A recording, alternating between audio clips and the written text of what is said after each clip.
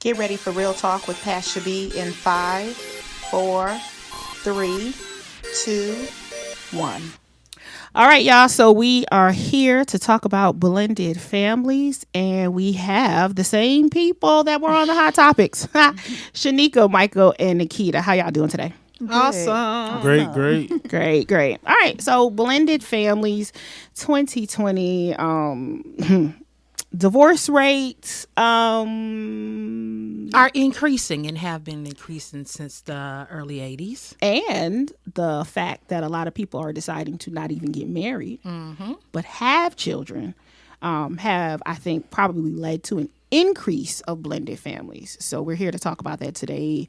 The positives, the negatives. The good, the bad, and the ugly. You ugly. You sure is ugly. So Shanika, what you got for us? So, let's start with the definition of a blended family. Essentially, it is what it is. The bringing together of more than one individual from different family groups, dynamics.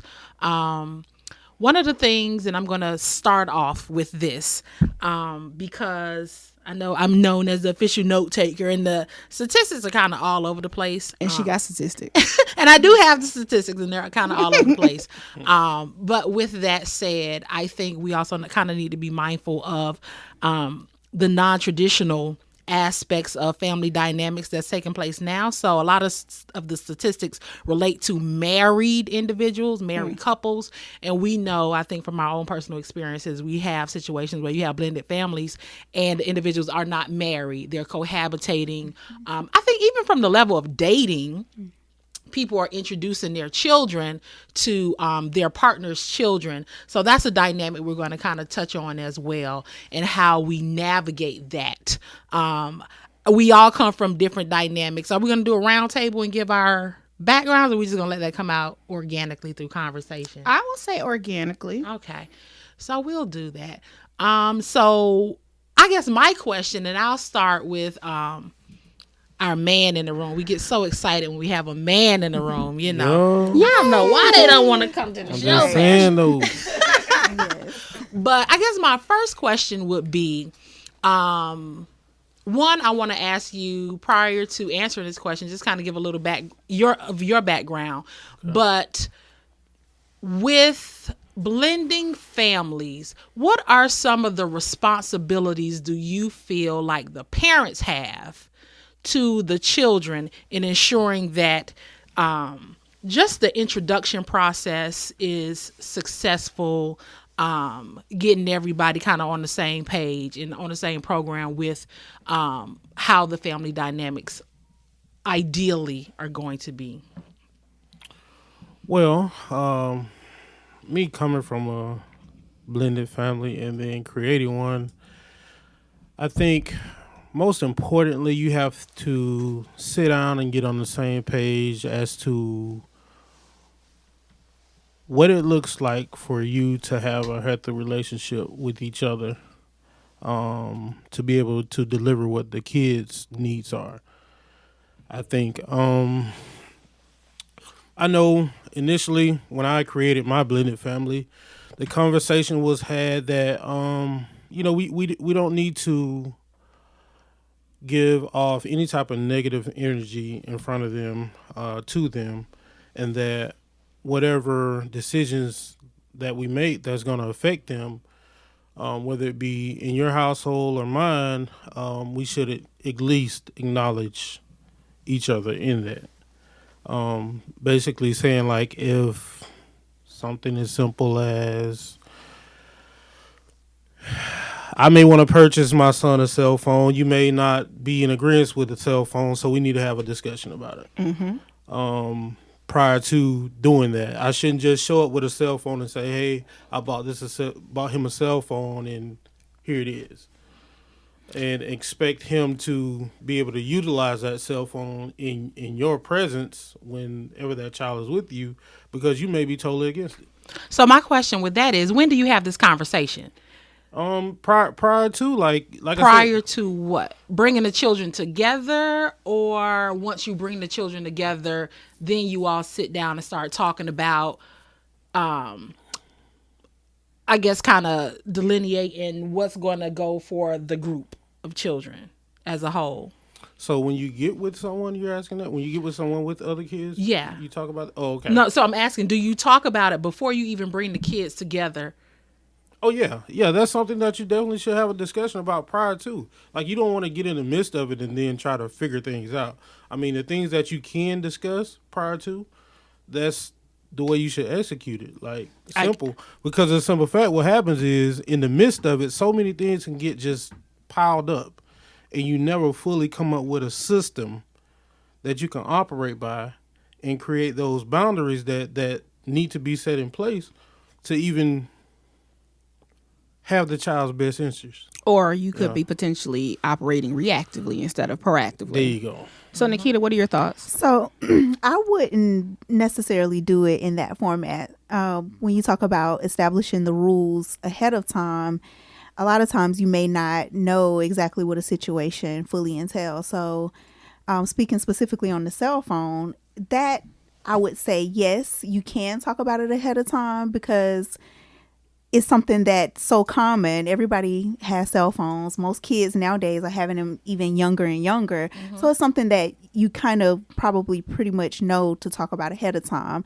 But a lot of situations, there's countless situations that can happen. So you may not get to establish certain ground rules ahead of time. Mm-hmm. So you may have to just do it as they come. Now, the main thing for me, I created a blended family. Well, I have 2 daughters of blended families. So with us, we pretty much just do things as they come.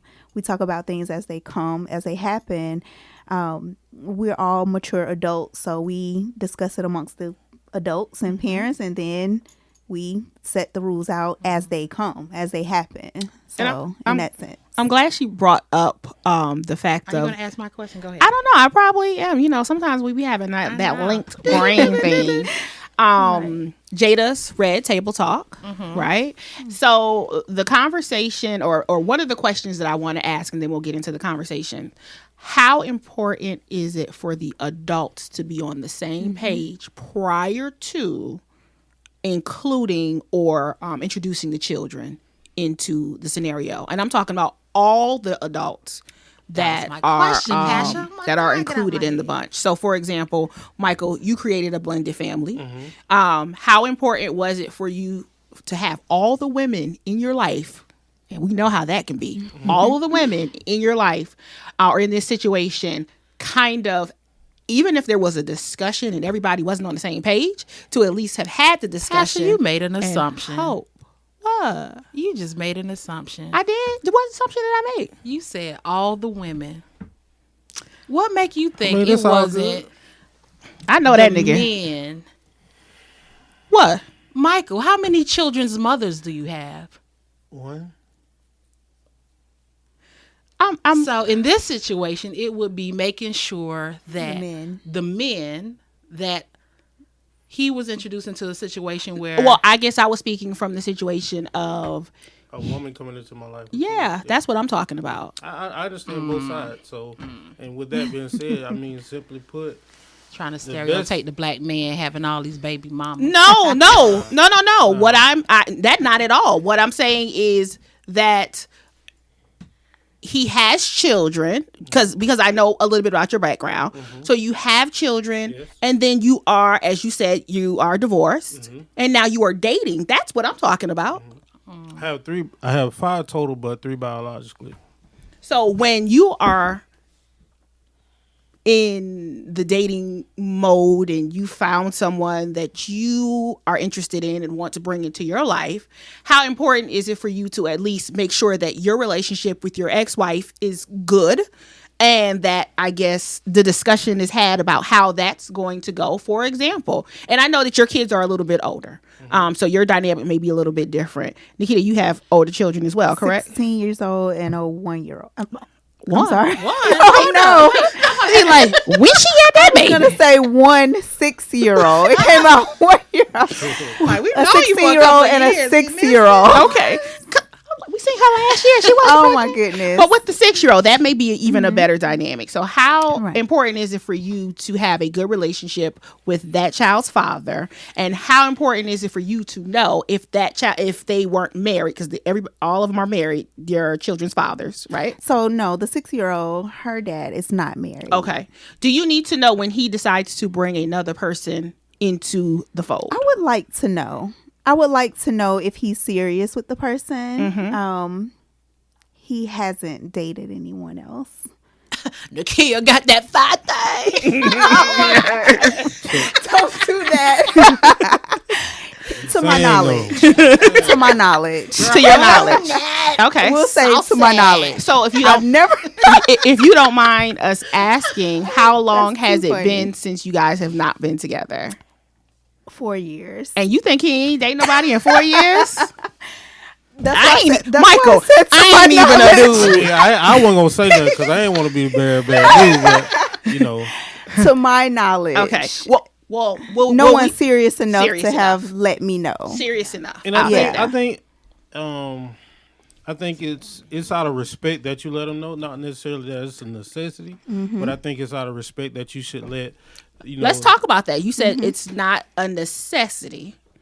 It's not a necessity that you tell your, I'm going to say, and just for us to be safe, your ex, that you are dating someone and you would like to bring them around your child, or is it just not a necessity to tell your your ex that you are dating and it just is that what it you're is? dating. Okay. Now, when it reaches the point where you feel the need to bring him or her around the child, then yes, I agree. You should say, hey, this is the person that's going to be around your child. Okay. And it's really, really important that the person that you're going to bring around the child, that you both are on the same page, as well as Right. the mother of the child, the Right. father of the child. Right. Because at the end of the day, the way that I see it, of course, me and my ex, I never saw it coming, but we are so much on the same page, it's ridiculous. That's awesome. And for the person that comes into my life, if they can't get jiggy with it, I'm sorry. I don't care how good you look. You can be the kindest person you ever want to be to me. But if you can't get with this system, nah. Because what I'm not gonna allow is someone to come into my life and interrupt the peace that I've created for my kids. I agree. In the blended family. Yeah. So.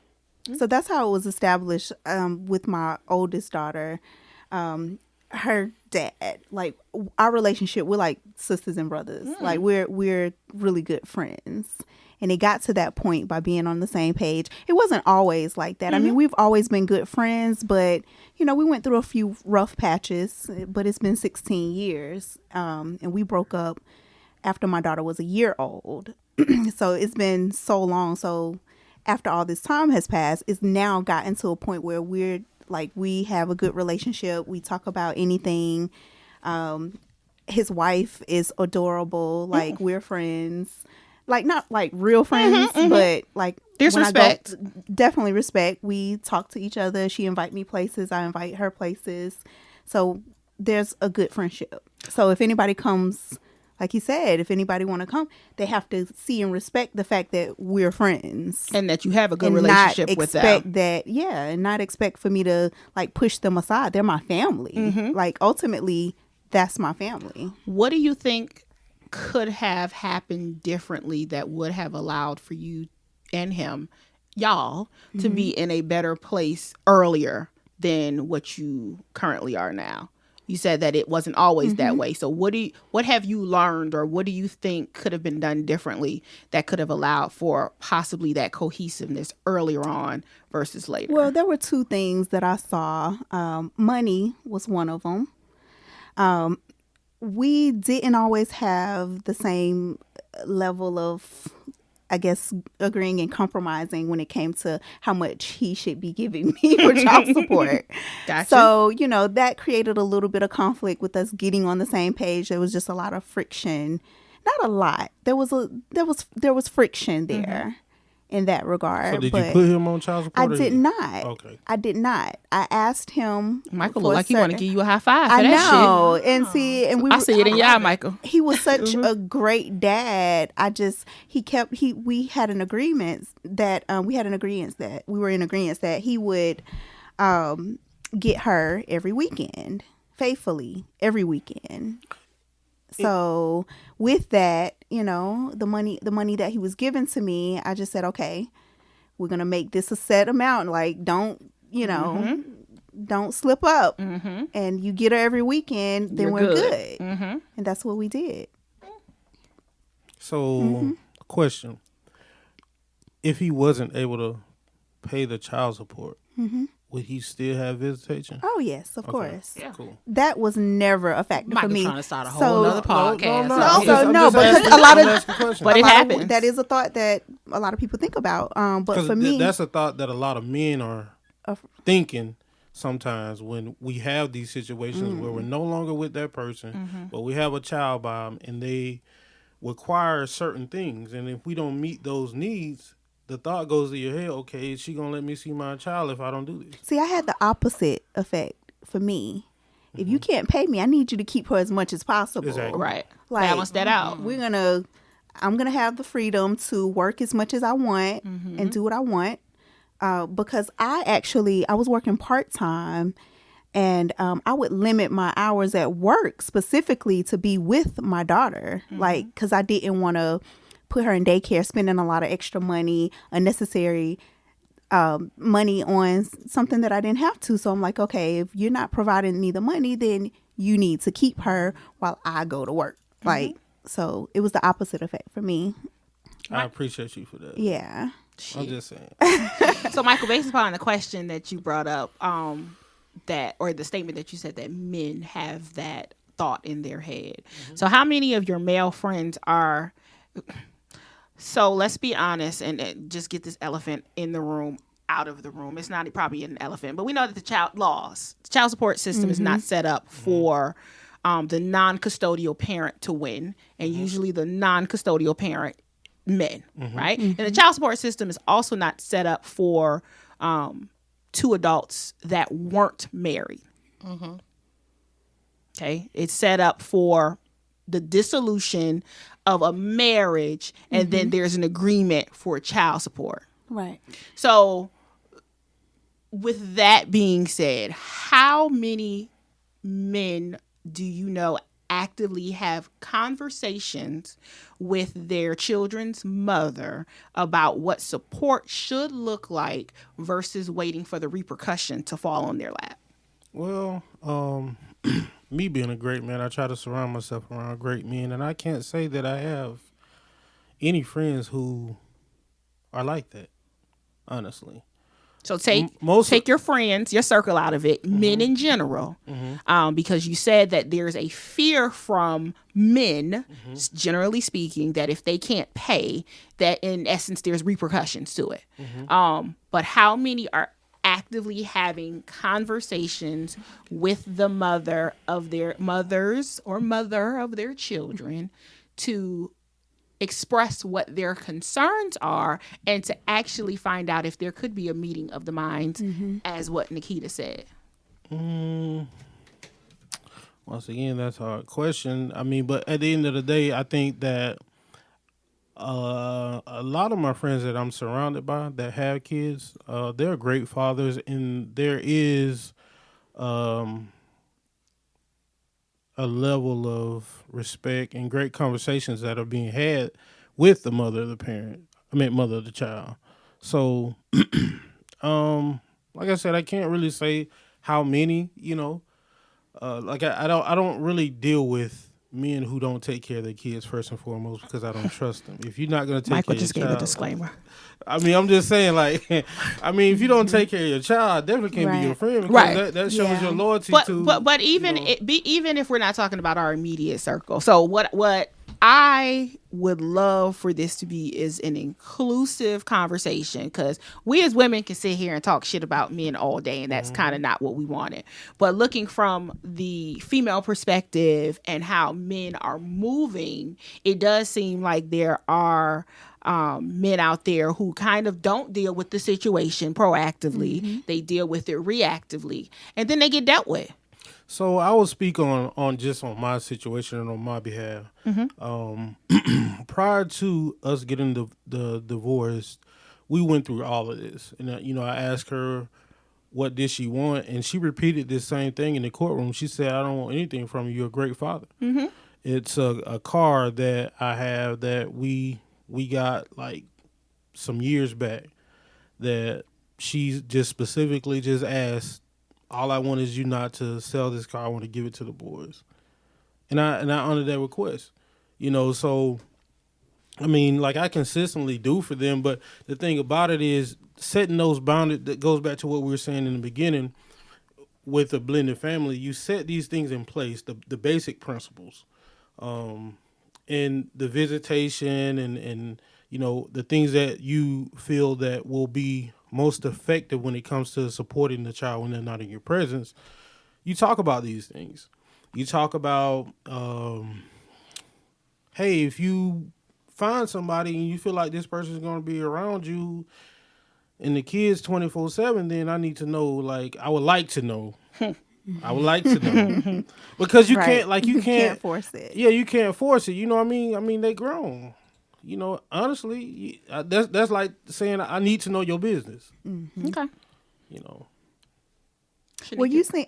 I'm sorry. Were you saying that your ex didn't in the courtroom? She said she was saying that she didn't care to have child support. Yeah, she basically the judge was trying to order me to do, well, he was trying to figure out like how the time was spent, and I did tell him that majority of the time was spent with her, but also she came back and said, well, he also keeps them a lot as well, which I do.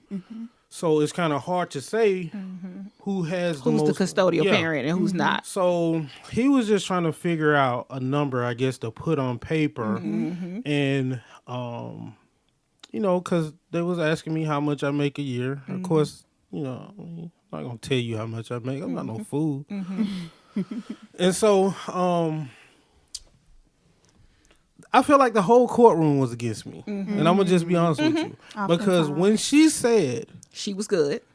I'm good. He's a great father. He does what he was supposed to do. You'd have thought like the whole courtroom just had a blizzard come through there. And I mean, because everybody froze. Right. But even the judge. But here it is with court. Like, court system is not here to sit here and hold your hand and it's going to be okay. So the court system is here to make findings, determinations, and things of that nature. So I don't know. But maybe I wonder if what would have happened if you guys would have came in with a number, would that have been okay versus he's a great dad, because no judgment, but with not having definitive numbers, I think they were probably sitting back and being like, okay, well, y'all good, but there has to be a dissolution there, and there has to be a child support order. So what these numbers gonna look like? Yeah. And I think maybe if there was a number that was thought of, who knows? They may have been like, okay, we'll go with this number, especially with her saying, I'm good with that. I don't know. Just saying. Yeah. Sheneka, you lucky. So, everybody at this table, I think, is single, as in not married, right? So what are some considerations you all factor in when dating people with children? And as it relates to your children, if you don't have kids, that's me. Again, things that you take into consideration. What are the deal breakers? Do children have a say? They can be bad. I actually prefer to date guys who have children. Oh, tell me more. That's just a preference. I mean, they have shown responsibility. They've shown, just how they are as men. I think when you have children, it shows who you are as a person. That's when the real you is established. I mean, how you deal with your children, how you deal with the kids' other parent. It's just, it shows. Does it have to be, are you okay with dating someone who has, is there a certain amount of children that they can't have, a certain amount of baby mothers? I'm asking because, I hear you saying that you're cool with dating with someone who has kids, but if they have 10 of them, is that okay? Well, I don't care if they have 10 level. as long as they're by the same person. Now, if you got 10 different baby daddies, that's a problem. What if they got 3? I dated a guy who had 3. I mean, he was good to all his baby mamas. He was good with all the kids. Okay. He handled it very graciously. Gotcha. He handled it well, and I was able to roll with it. Like, I don't want to have to interact with 5 or 6 different dudes. Right. You feel me? Mm-hmm. Like, I can respect, like, one guy. Mm-hmm. But if you got 3 or 4 kids Mm-hmm. with 3 or 4 different baby daddies, Mm-hmm. like, that's an issue for me. Because now I'm questioning your judgment. Right. I agree with that. You see For what a I'm woman, saying? it's different, too, though. Yeah. I mean... And I mean, double standard. because, It really is. but honestly, it could be different for a woman because a man, he's just, I'm going to just put it out, like a man, he's just out here.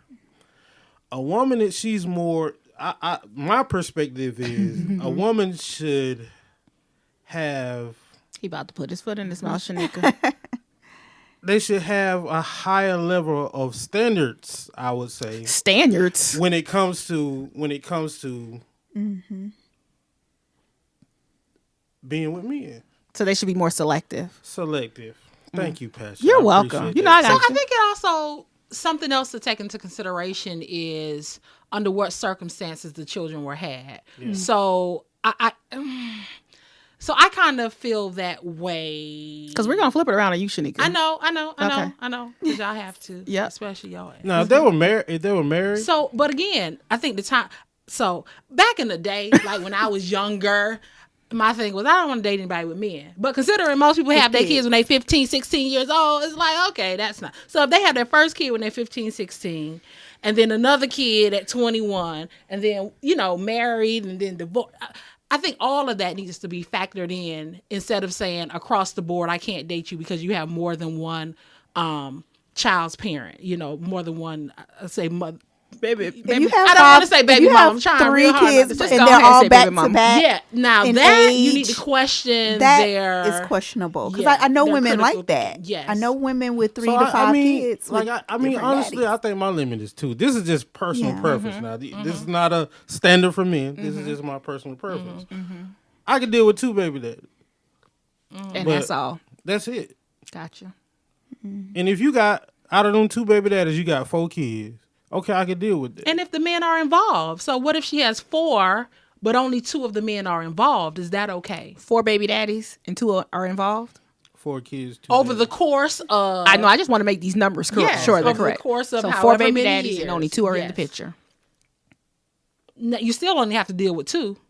But the thing about it is, I'll well, say it for you. You want me to say it for you? She done gave up her coochie too much. Yes. Yeah. There you go. Well, what if they, Like you're not being That's you're not not being fair. you're not That's being not you're not fair. being you're not being selective. And then, like I said, at the end of the day, what level of standard are you holding yourself to? Like, I mean, And the only reason I say that's not fair is because in that particular situation, you see the outcome.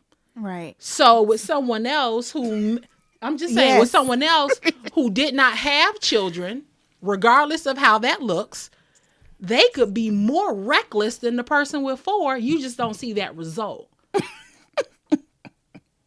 I'm just saying. There are women out here on the table, Popping it, dropping it. on the table With no kids. with no kids. Thank you, know. Nakita. So you don't see the recklessness of that. Anyway, let's get back on topic because I feel But like we okay, got so I mean, so is it because they just can't have kids, or are they? No, Doesn't you missed matter. it, It doesn't Yeah. matter. Yeah. Oh, okay. It doesn't matter. I missed it then. on the table Face and it. with no kids, Popping it. popping pills. You can take the pill, or you can have them suck it out, however you want them to do it. Oh, Shanika. I'm sorry, that was Yeah, go ahead, move on. So let me ask you, Shanika, this So question. even still, though, there is some type of precaution being taken. Like, I mean, No, Michael, no. whether Panic. it's Get proactive this or man a reactive. drink. I mean, I'm just saying. Get like, him a drink. Reactive or proactive. The drink not gonna help. Saying. Get him a drink. So Shanika, with you not having children, right? So now you would be at this point in time dating someone with children and entering this situation. Yes. Everybody So have so you don't kids. like it. No. I don't mind it because Okay. I love kids. Okay. I think for me, and I know, Mike, you said it earlier, like, I don't like bad kids. Right. And even with that, I don't even fault the kid. I'm looking at the parent crazy.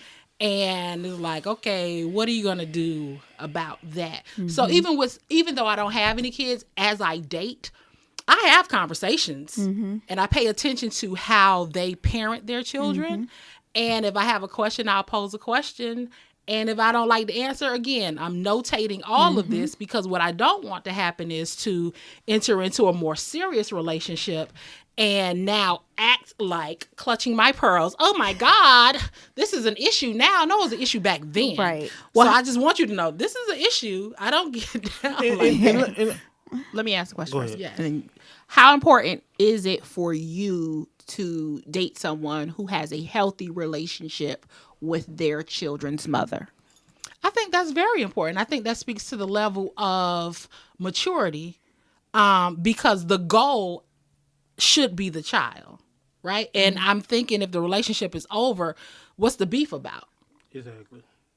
So everybody's not mature. So that's the thing. So you have people who have kids by people Who they don't even know. who they don't know, for one, and then that person may have issues. And I'll go ahead and say it. They may have mental issues. They could be, short tempered. They could be bipolar. They could have all these things. No, because I mean, like, I wanted to say this earlier in the Yes. conversation. Stop holding back. I wanted to say no. I didn't want to cut anybody off, Okay. because I can be long winded. But anyway, so I didn't. What I wanted to say early was that if there are two people with any type of just a small little nitbit of common sense, you should be able to co-parent. But it's always the ones who elevator got 12 floors, but it only make it to that third floor. That's far as the elevator goes.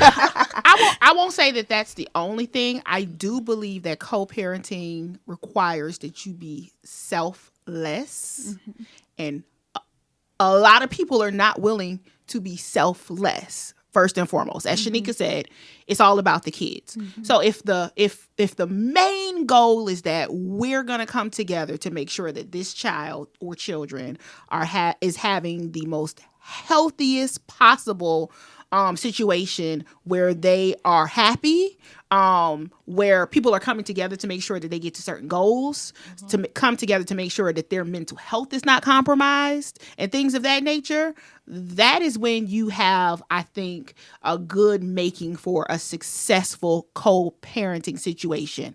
Now, when you top that with someone whose elevator don't go up to the 12th floor and it's supposed to be 12, yes, then you have a problem with that.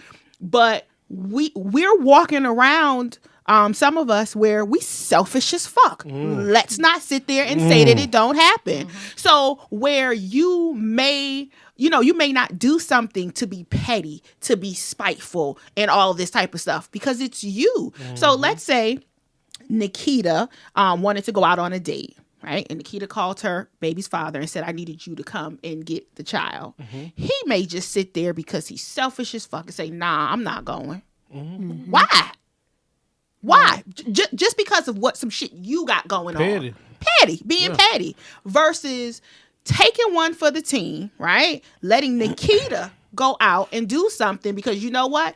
We're all individual people in this co-parenting situation. So even... If Nakita called me and say, Mike, you need to come get your son and your daughter, the first thing I'm going to do is be like, what? I get to spend some extra time with my son or daughter? And people it don't even matter what Nakita got going on. But a lot of people don't think that way. Right. They're still coming from the selfish perspective that you going out. You trying to do you. So what I'm going to do is I'm not going to come. Even if you're scheduled to come and get the child, I'm not going to come and get the child, because I'm going to leave her stuck. I'm going to leave her in a situation where she can't do her because I'm being petty. This is just what happens. Or I think also with that, well, in addition to that, I think also situations where you see red flags when the children come into play, but the selfishness is, but I want this man or I want this woman. So I'm going to tolerate so much or not speak to certain situations because I'm going to deal with that later. I'm going to put that on the back burner because you are what I want. You know, these kids are just going to have to get on board. So I think in some situations, you know, the children are not considered until after the fact, if at all. And that causes a situation with children acting out and may not feel like they're a part of the situation. Right. And then with that child going back to the custodial parent or the other parent, and that causing a situation there. So I think with not having those conversations, with not kind of at least trying to get on the same page, you're just creating just a disaster waiting to happen. And you're allowing for people to come up, when you don't communicate, you allow for people to come up with their own assumptions of what, or make their own decision, and that may not be the best for the child.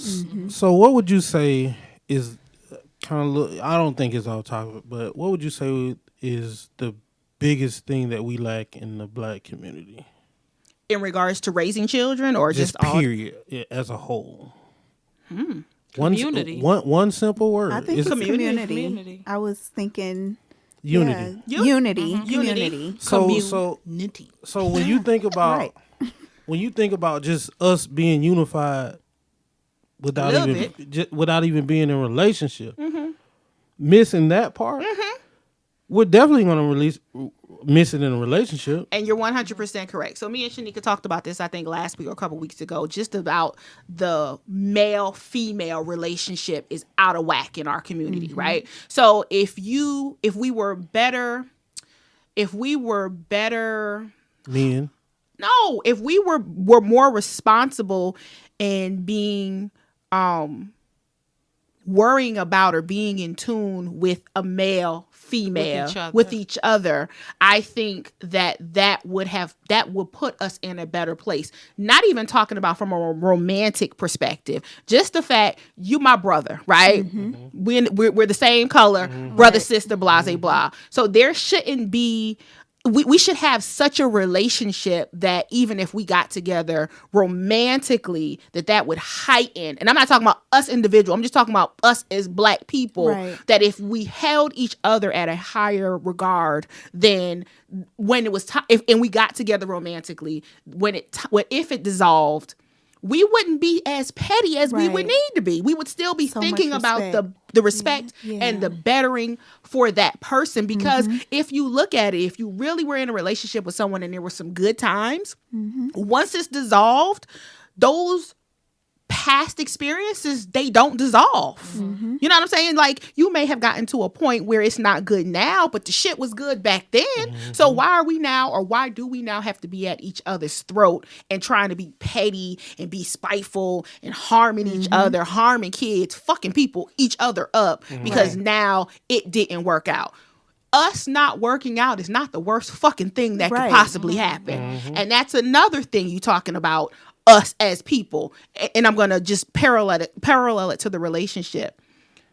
We go so hard in relationships and we do things to people to the point, if it's not going to work out, that there has to be a villain. We break up because there's a villain. Somebody's a bad guy. Somebody always got to do some shit.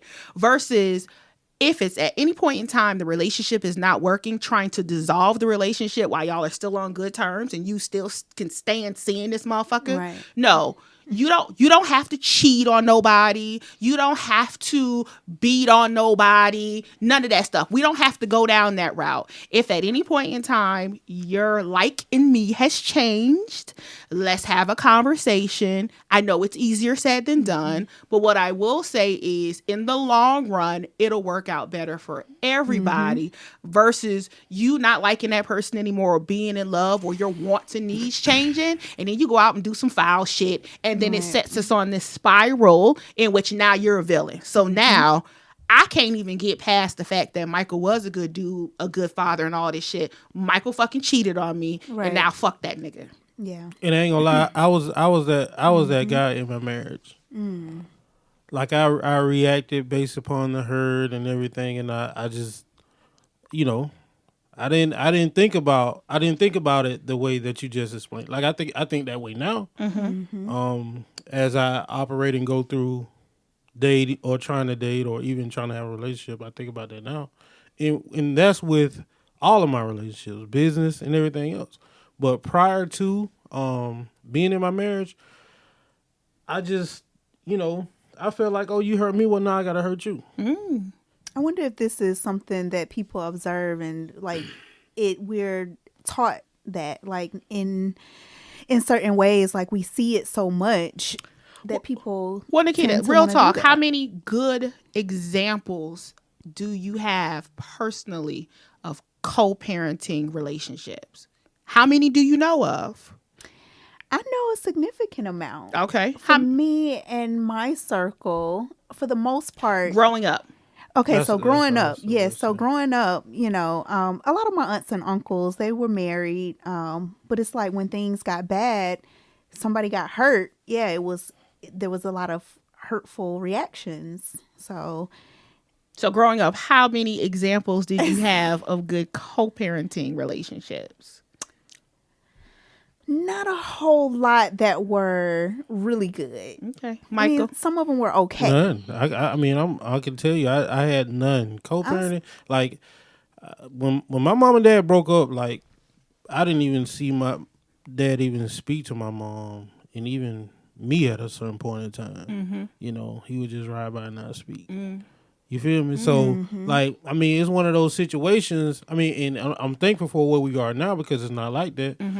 But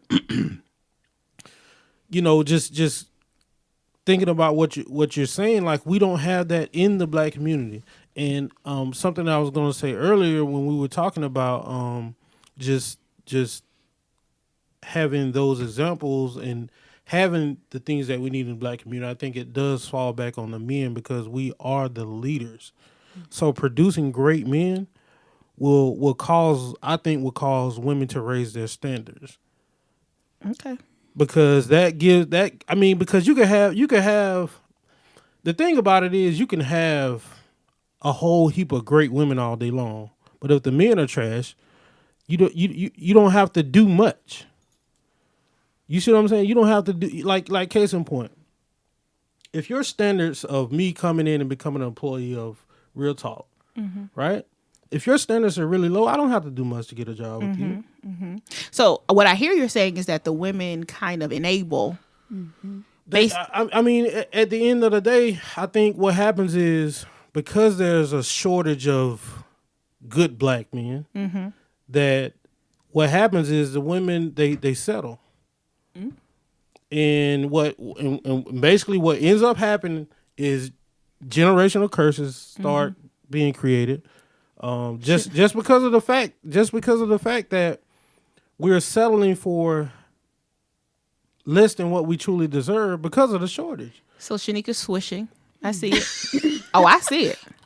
I'm processing what you're saying because I don't completely disagree, but I think a lot of the reasons have to do with just unresolved issues that we have, especially I think our generation. What are we, Generation X? We got a couple millennial? No, generation, we all? Okay. But I think especially Generation X, I just really think we have some unresolved issues because I think around that time, that's when divorce really became a thing. And you had all these broken homes, with these kids being raised in the 80s and 90s and things like that. So I think a lot of people haven't dealt with whatever traumas they experienced as a child, and they bringing that now into relationships. So as far as so I don't want to buy into the narrative, it's not enough good Black people. What I think is everybody have their own personal junk that they dealing with, and they bring it into these relationships, and we're just not jiving on that level because I can't. There's so many mama and daddy issues out here as a result of, I think, not properly blending families, not properly properly having these open communications and focusing on the children and things of that nature, that's more so creating the issues that we see manifesting now as adults. So We're dating these people now Right. who came from these broken homes where they have mama issues. We dating these people. We are dating. And the products of the drug era, and these people are grown now, and they have all these unresolved issues. Now we're trying to not only get to know this person on a relationship level, but now we're bringing kids into it as well. So it's like the analogy of, somebody making something for the first time. As a baker, if you make your first cake, it kind of isn't your best. And so we're now the products of trying to get better at blending families, and quite haven't gotten it together because there are issues that we haven't resolved as for ourselves, I guess. And people don't like taking constructive criticism. If you see something and, it's not always our place to talk about somebody else's relationship and tell them. But I see people who have co-parenting issues, and it's like, I want to say, just calm down or stop, don't worry about it. Like, just let it go, or, redirect. And people don't like that energy. Like, we're all adults, so it's like being told what to do in a situation. But I have friends and family who don't co-parent well, and the blended families are all messed up. And but I know a good number of good examples. So I guess my question is, like, with those unresolved issues that were, I guess, we were brought into, like, should we, I guess what I'm trying to say is that something that we can help? Yeah. So if that's the case, then because we were born into it, we shouldn't let that be an excuse, right? Absolutely. So you have to An excuse for what? To not become better. Yeah. Because what I heard you say was that you felt like there's a bunch of unresolved issues from the past, so because of that, We're still dealing with certain it's issues. being brought into the kids. But and I get that. I totally agree with all of that. But when I said what I said about the men being better men, I think even though we had those issues, whether daddy wasn't around and we were just raised by mama, or whether we was mistreated, molested, or whatever the case may be, it's our duty to address those demons and issues and try to find a resolution. But a lot of people don't do it because it's not easy. It's not It's easy. hard to acknowledge it as well. So that's why I was saying, like, if you point something out, But something ain't right, though. Yeah, No, but people most- don't always know they have So, issues. So if you have always been around something and that's your norm, then how do you know it's not normal? Because there's other things around you that is not normal. Only if Because your eyes are open to seeing it. So certain people surround themselves with certain things. You know how the saying is, people stay in their comfort zone. So if you don't surround yourself or are opening up yourself to a Nakita where Nakita's willing to tell you, hey, I'm I have to co-parent as well. And I just think in that situation, you're doing too much in the situation. Like, let that go. Like, that's not a big issue, or maybe that's not something that we even need to be focusing on right now, because the big picture is something else. A lot of people as adults don't want to be told that they're wrong, Right. or that they're doing something wrong. So until that person opens themselves up to constructive feedback Right. in all aspects of their life, right? Then you're going to have a lot of people who are walking around thinking that the bullshit that they're taking from one person to the next is okay. But I'm going to tell you this. If you are the common denominator in bullshit, then you are the problem. And that's what some people need to acknowledge.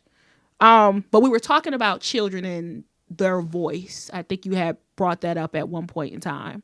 So how important is it for the children to have a say-so in a blended family, whether that be with who mommy and daddy is dating,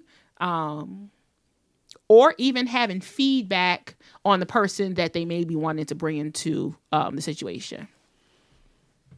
That's interesting because I've never had to address that with my kids. Dating was always something they just accepted. Like they never really expressed any resistance or, any pushback. It was just something for me. But I definitely think I would take it into consideration, depending on the severity of whatever they have to say. If it's just like, oh, he looks weird, or I don't get a good vibe, or, he looks at me funny, or so. It just depends on what they're saying. And that's brought up because Steve and Marjorie, I remember that I saw a video where he said when they were dating and they made the decision to get together, their children went out collectively one night, and then they came back and they said, we're deciding that we're going to get married. So all of the boys was cool with it, and all of the girls weren't cool with it. So Marjorie was kind of like, okay, well, let's kind of hear what you have to say. And Steve was like, y'all ain't got nothing to say because this don't have anything to do with you. So at some point in time, do we even take, even if it makes no sense, do they even just have a voice in saying, I don't want you to get married to that person? I think it's okay for them to say it and express it, but not necessarily for me to take that into consideration to react as a response. And yeah, I think age plays a difference too. Yeah, definitely. Yeah. Because if you got grown children, I ain't got to see you anyway. Right, keep it moving. You probably barely coming to my house like 2 or 3 times a year anyway. Right. Now let you just stay close by, and you that child that just won't never leave the nest. You feel me? But at a young age, if 6 or 7, and somebody's saying like, I don't think you should date Miss Such and Such, or I don't know that I don't like Miss Such and Such, then you want to take in consideration what that is. Of course, you don't want to get a child that says, I just don't like her earrings. Right. Like, really? Okay. Yeah, let's buy new earrings so you can still. When we go out, she takes me to the store. She touches me. Oh, that's some. We need to have a conversation about what kind of touching is going on. That's what I'm trying to tell you. So those are the things. So you want to hear it, basically. You need to at least know what it is. At that point, we need to have a discussion. You see what I'm saying? But you do know some people kind of think a child need to stay in a child place, and it doesn't matter what they're saying. Some of us as adults kind of. That's the old Negro spiritual stuff. No. But some of us as adults kind of have it that my relationship is my relationship, and that's adult business. So even the child voicing any concerns or just even saying that I don't even like the person, nobody wants to hear it. So I have a question. I did that a rave fart fashion. No. I smell it too. To the children. Something about the children. Having a voice. If they don't like each other? I think it's more important, like, bad kids. For them to let me clarify be friends that. with the other siblings, like with the other, like if I'm dating someone who has kids, I think it's important for them to have a relationship. That the kids like each other. What if they don't like each other? So before we get in that cute day, I want to clarify the bad kid statement because I know it's going to be somebody be like, okay, what is bad? Mm-hmm. You know what I'm saying? So I guess I wouldn't necessarily say bad, like mischievous. The kid that has rejected a good upbringing, just has not been disciplined properly. That child that will, in the middle of y'all getting it on, just will bust up in the room and not knock on the door. That child. Or that child that just Shouldn't you have locked the door? The door is locked though. How you busting up in there? Huh? How you busting Knocking up in there? I'm just saying. That's criminal behavior. I'm just saying though. Just don't clean up behind yourself. Old enough to do that. Have they been taught to? Yeah. Has it been a requirement of the and parent? I guess that's still bad to the parent. But right. At the end of the day, where these things are obvious, and they just reject it for some reason. And I think that for me, I don't have the patience for that. Gotcha. So I haven't had to deal with bad kids. yeah, So I've been blessed. you go in your room and all your makeup all over the place. Yeah. You know, I haven't had to deal yeah. with it. My kids are pretty well mannered. Your favorite juice in the I refrigerator and it's been opened. Yeah, And you know you Shit. just bought it. Right. So, how, getting back to how important is it that the kids have to like each other, Michael? That's not really important at all. If they're under the same roof, I think that's important. I mean, because I feel like that's gonna come with time though. Yeah. I mean, because it's a different environment, different situation. So I believe that'll come with time. So I wouldn't say, oh, I can't be with you because our kids don't like each other. Like, I mean, because at that point, this is a time where we have to show them how to establish an effective relationship with each other. You know, but based upon the differences that they may have or may feel that's separating them, we should show them the things that connect them. Simply put.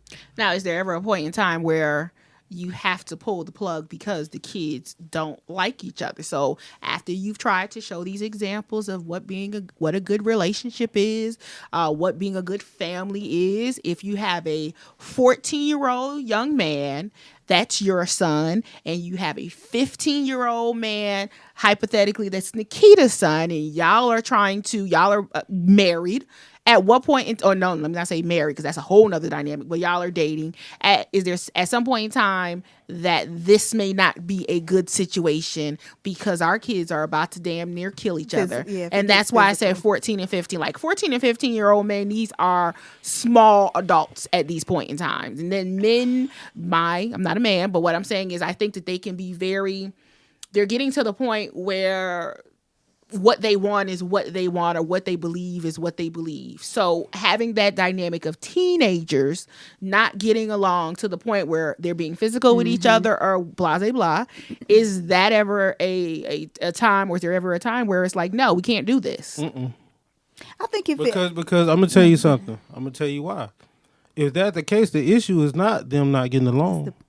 It's something going on within that child that needs to be addressed and identified, because whether it's with mine or with somebody else, it's an issue that's causing them to react like that. I get that, but will that not cause strain on your relationship at some point in time? And if you sit here and say no, not sure. I mean, I'm not saying. My son is kicking your son ass every day, right? At what point in time are we going to have to look at this and be like, hey, this is too much right now? Because it also goes back to the parenting. Like the parent, after he beat your child the first time? right? And what are you doing? What are you doing to your child that's beating my child? Yeah. So, but yeah. it may not be. Are we talking about what's the repercussions from the beatings? I'm talking about even before that. Like, the build-up? Yeah, the build up, and you as a parent, like for you to have bred a kid who don't know how to act. Like, that's what I'm saying. Like, for the fact to whatever differences to even get physical, you got to ask yourself, like, what caused it to get to that point? And so that's why I say this would be two people that's incompatible, because if you have a kid that think that it's okay to just go beating up people, talking about people, disliking people because of how they look, it might be respond in that manner in the first place. Right. So, like, I might have a nerdy kid. My daughter, she grew up, of course, she's Black, African American. She goes to a Black school, but she speaks a certain way because I'm an educator. And, you know, she's not super hood, but she goes to a hood school. So, like, if she, quote unquote, act like a white girl, and I'm dating someone who has a hood kid that's picking on my kid, like, you have raised a kid who obviously think that it's okay to bully people and talk about people. Like, we're not compatible. So yes, I would distance myself. Yeah, I think at some point in time, it's okay to identify that this is an issue, no matter whose child is the victim in this, and that even to Because then what happens with the person that you're dating, their conversation? What type of conversations are y'all? Because I'm pretty sure that the child who's being beat on, that parent is not just sitting back being like, well, they gonna be all right. No, at some point in time, it's gonna be like, hey, what's wrong with your kid, right? I mean, after the first initial problem or issue, it's time for us to sit down and have a discussion. And we got to figure out, like, what's really going on before it to get physical. I'm not even sure if with teenagers, half the time it takes for something extreme to get you. He could have eaten his goddamn cookies, right? So every time, because what I'm saying is, if eating your cookies results into y'all fighting, we need to have a conversation. Of course, but after the conversations, and it continues to happen, is at some point in time where we tap out. I agree. I mean, everybody had a breaking point. You said no the first time. So it's important that the children at some point or on some level get along. Yeah. Not to say they have to be best friends, but they have to be respectful of one another. Be respectful of the household. Right. Yeah, period. So Parenting. Yeah. Going back to what you were saying, like, I mean, of course you're going to question the parent at that point and ask yourself, is they even worthy of being with you? What you going to me, I think you'll see this ahead of time, though. No, I don't think so. I don't think it happens until... If that child, let me tell you something, and this is just me. When you observe a kid, you know behavior patterns. I mean, But the child may not be living full time with that parent. So when they come into the situation... Sometimes you can tell. Let me tell you something. If you pay enough attention to a person, you can learn a lot by them Well, I'm gonna tell you how this is in absolutes. Because if we paid attention to enough people, then we wouldn't make bad dating even decisions. having babies with the wrong people. But even still, right. But even still, you can't say you don't see some of the signs. We just ignore them. Some people don't see it until it's 6 months, a year down. Crazy wears well on people. Wow. Okay. People show their colors. People just after a while. Yeah. After a while, you see it, and then some of us have our heads in the clouds. Because I'm not going to go outside and look at a zebra and be like, "Oh, that's a lion." You might say it's a horse. There you go. But not. But now. But at what point? But at what point are you just choosing to just say that that's a horse and that's it? Because clearly, some people do. And I agree. But that's how we create what we're talking about now, Okay. So what are some pros and cons of a blended family? Pros. Chirp, chirp. You got a lot of help. Yeah. You got a lot of hands on deck. I mean, the trips, the vacations. Of a successful blended family. Right. The vacations are more beautiful. Ooh, speaking of vacation, do we vacation together? Wow. So I just no, I would not. Like but Will and Jada. I just went Will to and Jada. I just no. Well, no. You'd bring your ex on a I don't think vacation I with would. your- But I just went to Turks and Caicos. We cruised, and one of the ladies with us had her daughter. She had her new husband and her daughter. It was also her daughter's birthday. So she had the daughter's father and his wife. So it was all four of the adults and the kid. So I thought that was crazy. I was like, what? You wouldn't do it, Nakita? You're not down? I don't. But you got to love I'm not people, though, man. totally Let me tell you against something. it, but- You don't have to deal with everybody, but, at some point, like I said, if it's history, it's history. You got to put it behind you. Like, now if it was a situation where we just couldn't get along, like I would go on a vacation with my ex, honestly. And the family. The whole family, everybody. We going. And we going to take a whole hell of a lot of pictures. And we going to make it look like, hey, you should be doing this. If you got a blended family, this is exactly what it should look like. I'm open to it Because with my at the end of the day, we owe that to the culture of black people. Like I said, we're missing the unity. You see what I'm saying? Now, But what about we owe it to the so children? we can't. But the thing about we can't complain about these situations that we aren't willing to change. Now here's an opportunity for us to show the world that we are unified, regardless of our differences and where we've been. But you mean to tell me just because you my ex, I can't fulfill the purpose of sending that message only because of that? So would you do it for any reason or just for the kids? I mean, I would do it for any reason. Honestly. Like, just say, hey, my company is having a party in Jamaica. I can say, hey, I'm having a barbecue at my house. Y'all come through. Well, that's different. When I'm saying vacation. Like, you actually got to make plans. Actually, no, Nakita. So let's say you're in your brand new house with your husband. And he has a child, and his child's mother. Oh, I'm inviting everybody. Oh, yes. To the house. Oh, they're coming. Yeah, they're definitely invited. Okay. Yeah. So that for me is definitely okay. Along with the vacation too. So the vacation, I had a question mark, but I can kind of see the relationship that I have with my oldest daughter's father. I could imagine I would do it for my daughter if it was something significant for her. But so they got married in Paris. And I was like, oh, that would be a great opportunity. I want to go. But, I didn't get invited. But I think, if you were invited, would you? Invited, I don't know if I would have at the time. I mean, it's been like 4 years, maybe 3 or 4 years. But thinking about it now, I'm processing it. And I'm like, okay, well, maybe. And I think that goes back to the maturity level where the adults are in the situation. If you're at a situation where there's closure, there's definitely and closure. You all have moved on. There's no animosity. I think that can happen. Right. I have one question before we wrap it up real quick. I've heard people say they'll go on vacation and they'll still interact with the ex for the sake of the kid, and they won't bring along the new person. Or even in the dating situation. So they're going as singles and not bringing on their At what partner. point do you think the kids need to see the relationship dynamic has changed between mommy and daddy? And maybe they should not be going on vacation like that while you're trying to introduce this new person into your life. Or do you think that's an issue?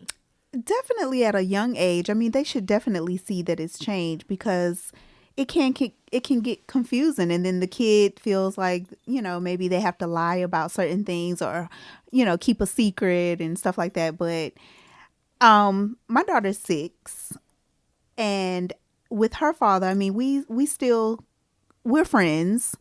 I like for her to see us together, but I don't want her to think we're together. And it's kind of difficult because she's 6. And she saw a picture of us, and it was her father and I, and we were kind of like holding each other close, and she's like, Mommy, why are you and Dad?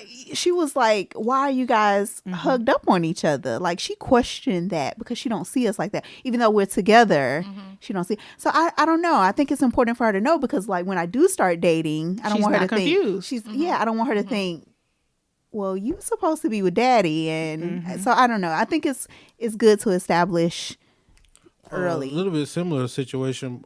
Prior to me actually separating myself from my ex, I slept downstairs for probably 8 months, and my youngest son, he came downstairs and he asked me. He said, "Daddy, why are you not sleeping in the bed with Mommy anymore?"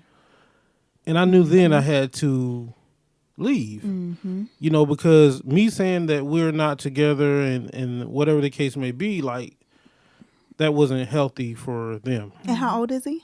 Was he? Yeah, he was at the time 7 or 8, somewhere up in there. Yeah, about 7, 8. He was 8. And so, I mean, just going through that, they have questions. So the best thing that where sometimes we think we're easing into a situation and making it better, or trying to shield them, we're actually probably making it worse. Gotcha. Because we're not thinking that, we're not looking at it from the child's standpoint. So I think that that's something that we want to take into consideration.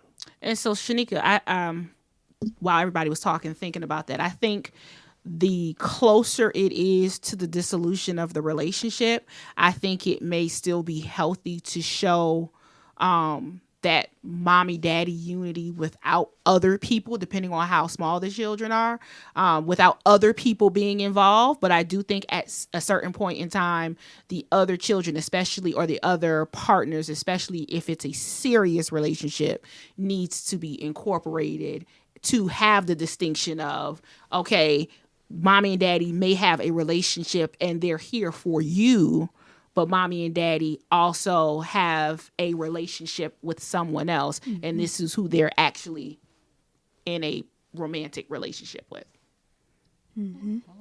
Okay? Yes. So we have gotten to the end of this podcast. We want to thank Michael and Nakita for spending some time with us today. I appreciate it. Pasha, I want to do a part 2. Can we do a part 2 on this? On blended families?